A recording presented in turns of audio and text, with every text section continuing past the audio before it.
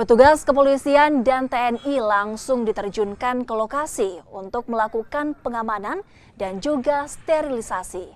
Tas berwarna merah muda itu ditemukan tergeletak di pinggir jalan Oputo Sapaile, Kota Palopo, Sulawesi Selatan sejak siang hari. Lokasi temuan tas tak jauh dari Mapolres Palopo. Petugas juga terpaksa mengalihkan arus lalu lintas demi keamanan. Usai diperiksa, tak ditemukan benda mencurigakan di dalam tas tersebut. Pemiliknya menyebut membuang tas lantaran sudah rusak. Dan jalur kami tutup sambil kami lakukan pengamanan di sekitar area sehingga kami datangkan pasukan Brimob dari Baibunta, ada sekitar 10 orang, dan rencananya nanti dalam perjalanan tim Jibom dari Parepare akan datang untuk evakuasi barang yang diduga bom, yakni koper yang berwarna pink.